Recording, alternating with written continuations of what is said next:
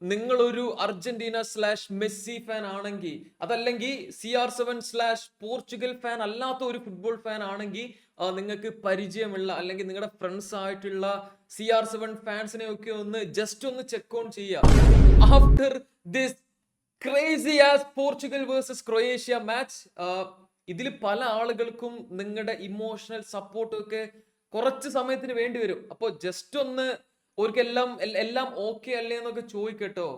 കാരണം ഇതിൽ കുറെ ആളുകൾ ടെൻഷൻ കാരണം, ഫ്രസ്ട്രേഷൻ കാരണം, നടന്ന പല കാര്യങ്ങളൊക്കെ കാരണം ഓരോ ജീവിതത്തിലെ ഓരോ ലൈഫിലെ ഓരോ ആയുസ്സിലെ 2-3 വർഷം കുറയാനുള്ള എല്ലാ ചാൻസ് ഉണ്ട്.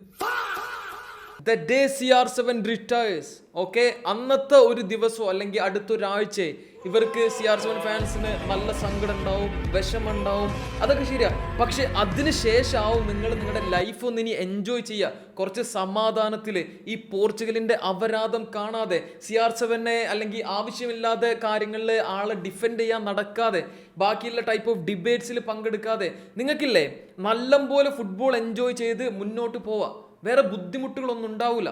CR7 ആളുടെ ലൈഫ് എൻജോയ് ചെയ്യാവും ഫുട്ബോൾ എന്നൊക്കെ വിട്ടു നിന്നിട്ട്. നമ്മുടെ എല്ലാവരും മനസ്സമാധാനത്തിന് ഇതാണ് ഏറ്റവും ബെസ്റ്റ് സംഭവം എന്ന് എനിക്ക് തോന്നുക.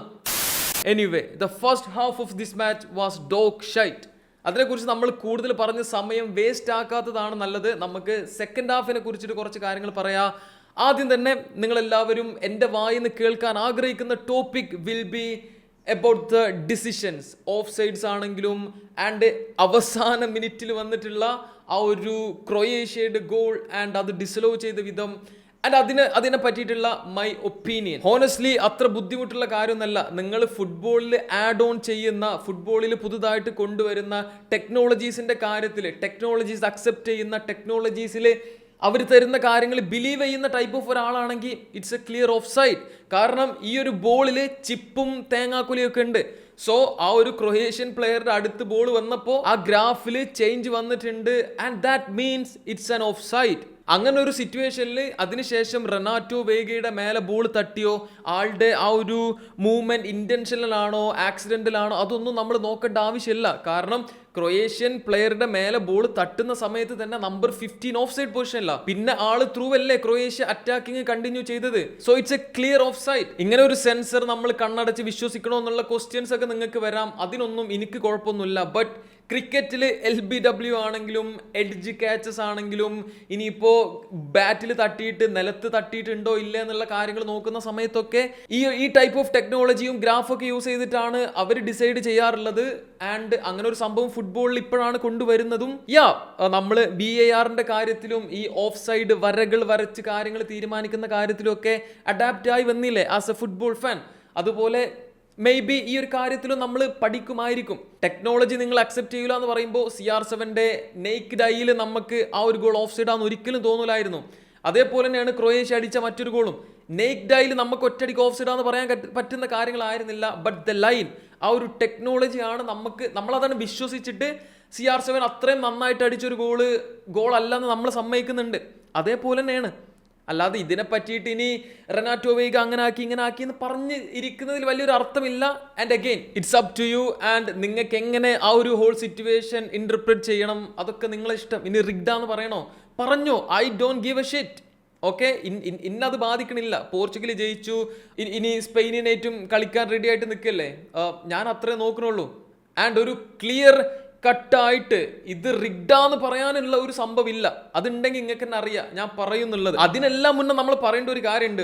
10 മിനിറ്റ് ആഡഡ് ടൈം കൊടുത്ത് 12-ാം മിനിറ്റിലൊക്കെയാണ് ഇങ്ങനെ ഒരു സംഭവം തന്നെ ഉണ്ടാവേണ്ടത്. ഉള്ളത് പറഞ്ഞാൽ ഇങ്ങനെ ഒരു സംഭവം ഉണ്ടാവാൻ പാടില്ല അവിടെ. ഓൾസോ കഴിഞ്ഞ വേൾഡ് കപ്പിൽ നിങ്ങൾ കുറെ ആളുകൾ ഇപ്പോഴും ബ്ലൂടൂത്ത് ഗോൾ അറ്റംപ്റ്റ് എന്ന് പറഞ്ഞ് കളിയാക്കുന്ന CR7ന്റെ ആ ഒരു ഹെഡർ അറ്റംപ്റ്റിൽ ആളുടെ തലയിൽ തട്ടിയിട്ടില്ല എന്നുള്ള ആ ഒരു കൺക്ലൂഷനിൽ എത്തിയതും ഈ ഒരു ടൈപ്പ് ഓഫ് ടെക്നോളജി ഒക്കെ യൂസ് ചെയ്തിട്ടാണ് എന്നാണ് എൻ്റെ ഒരു ഓർമ്മ.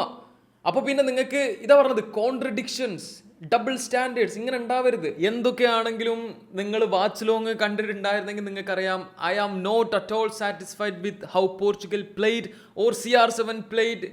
എൻറ്റയറിറ്റി നോക്കുകയാണെന്നുണ്ടെങ്കിൽ അവർ ജയിച്ചു എന്നുള്ളത് മാറ്റി നിർത്തിയ nothing about this match was positive. Round of 16 ഇനി സ്പെയിനിനെതിരെയാണ് പോർച്ചുഗലിന് കളിക്കാനുള്ളത്. നാഷൻസ് ലീഗിന്റെ ഫൈനലിന്റെ ഒരു റീമാച്ച്, യമാൽ വേഴ്സസ് റൊണാൾഡോ, അങ്ങനെയൊക്കെ നമുക്ക് പറയാമെന്നുണ്ടെങ്കിലും നിങ്ങളുടെ ഹോണസ്റ്റ് പ്രിഡിക്ഷൻസ് തീർച്ചയായിട്ടും കമന്റ്സിൽ പറയാ. ആൻഡ് ഇനി വെബ് ക്യാം വെർഷനിൽ മാച്ചിനെ പറ്റിയിട്ടുള്ള കുറെ കാര്യങ്ങൾ ഞാൻ പറയാൻ പോവാണ്. നിങ്ങൾക്ക് വേണമെന്നുണ്ടെങ്കിൽ കണ്ടാൽ മതി. ഓക്കെ, കൂടുതൽ യാപ്പിംഗ് തന്നെ ആവും. Let's talk about these players. This is not it. Like seriously, എടാ ഓരോ മാച്ച് കഴിയും തോറും എൻ്റെ മനസ്സിൽ ഞാൻ ഇറ്റങ്ങളെ പറ്റി പറയുന്നുണ്ട്. ഇവരെന്ത് ഇങ്ങനെയൊക്കെ കളിക്കുന്നത്, ഇത്രയും നല്ല പ്ലേയേഴ്സ് അല്ലേ, അങ്ങനെ പറഞ്ഞ് കഴിയുമ്പോഴും അടുത്ത മാച്ചിലെങ്കിലും ഇവർ അവരുടെ ഫുൾ പൊട്ടൻഷ്യലില് നമ്മുടെയൊക്കെ വായ അടപ്പിക്കുന്ന രീതിയിൽ കളിക്കുന്ന ഞാൻ ഇങ്ങനെ വിചാരിക്കും.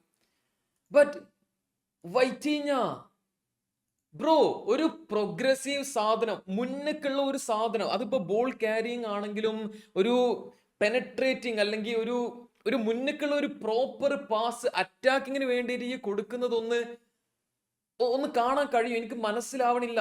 ഇത്രയും നല്ലൊരു ക്വാളിറ്റി ഉള്ള ഒരു പ്ലെയർ ചാമ്പ്യൻസ് ലീഗിൽ ബോക്സിന്റെ അപ്പുറത്തുനിന്ന് 4 ആളെ വലിച്ചു പോയി ഗോൾ അടിച്ചിട്ടുള്ള ഒരാൾക്ക് ഈ ഒരു മാച്ചിൽ ഐ തിങ്ക് ഒരൊറ്റ തവണയാണ് ആള് ഒപ്പണന്റ് ബോക്സിൽ കയറിയിട്ട് ഒരു റണ്ണ് 2 പ്ലേയേഴ്സിനൊന്ന് ബീറ്റ് ചെയ്യാനുള്ള രീതിയിലുള്ള ഒരു എഫേർട്ട് ഇട്ടത്.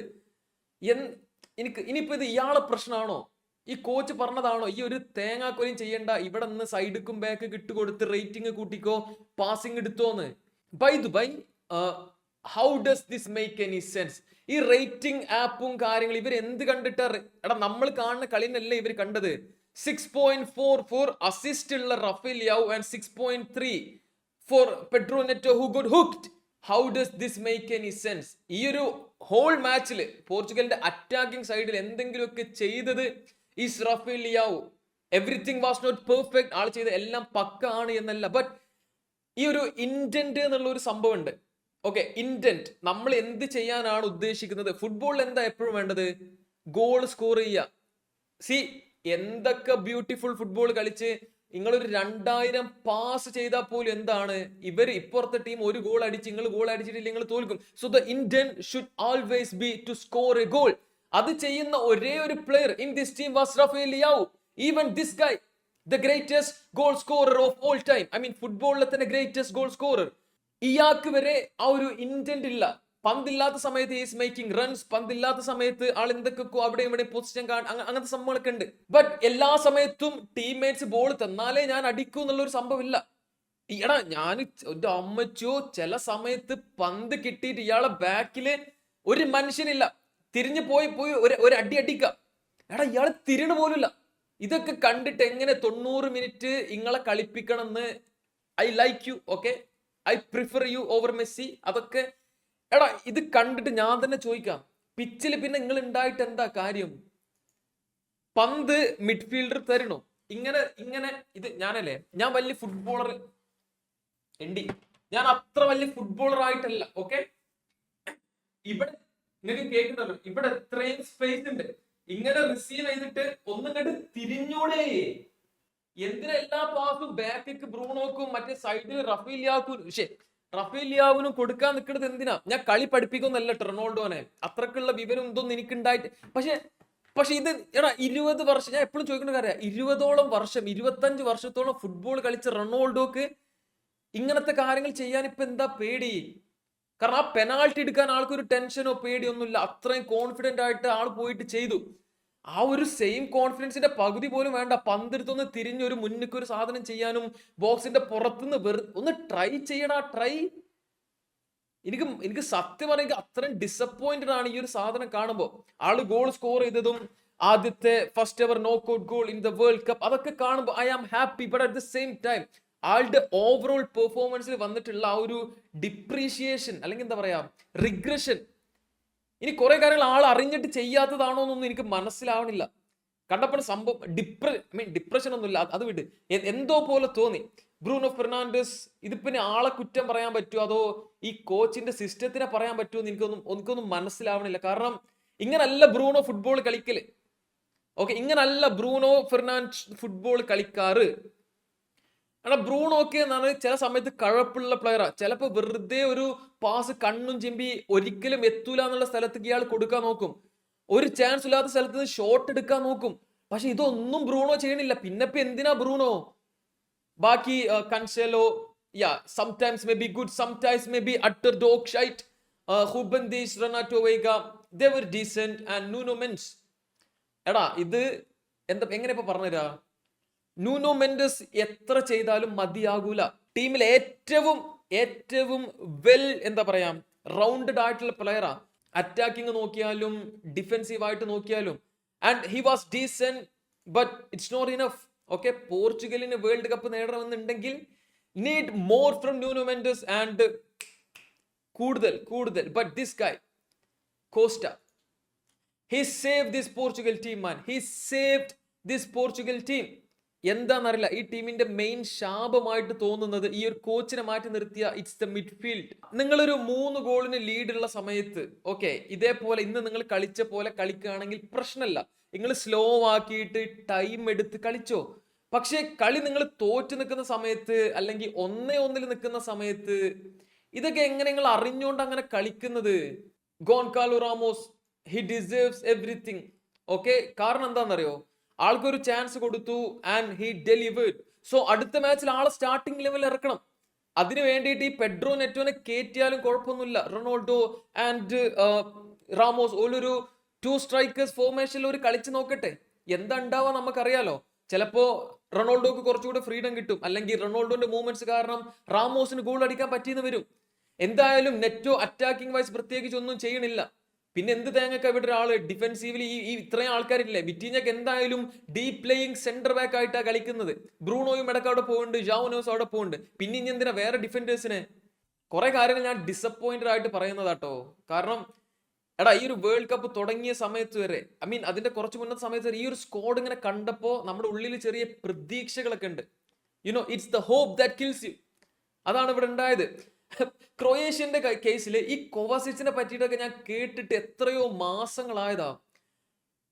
എടാ, ഇയാൾ ഒറ്റക്കില്ലേ പോർച്ചുഗലിന്റെ ഈ 3 മിഡ്ഫീൽഡേഴ്സിനെക്കാളും ഇന്റന്റിൽ കളിച്ച് ഗോൾ അടിക്കുക എന്നുള്ള കാര്യത്തിന് കൂടുതൽ സംഭവങ്ങൾ ചെയ്തിട്ടുണ്ട്. അപ്പൊ നിങ്ങൾ ആലോചിച്ച് നോക്കി, ഒരു പ്ലെയർ 3 ലോകത്തിലെ ബെസ്റ്റ് മിഡ്ഫീൽഡേഴ്സ് എന്ന് പറയുന്ന ആളുകളെക്കാൾ കൂടുതൽ ഇമ്പാക്ട് ആൾ ഉണ്ടാക്കിയിട്ടുണ്ട്. റേറ്റിംഗ് നിങ്ങൾ നോക്കണ്ട, ആള് സൈഡും മറ്റേ പാസും കൊടുത്ത് റേറ്റിംഗ് കൂട്ടാൻ നിന്നിട്ടില്ല. പെരിസിച്ച്, അനദർ പ്ലെയർ മാൻ. ഇവരെ പറ്റിയൊന്നും നമ്മളിപ്പോ കേൾക്കണില്ല. എങ്കിൽ പോലും ഒരു ബിഗ് മാച്ച് വന്നപ്പോ ഹി സ്കോർഡ് ഒരു ഗുഡ് ഗോൾ.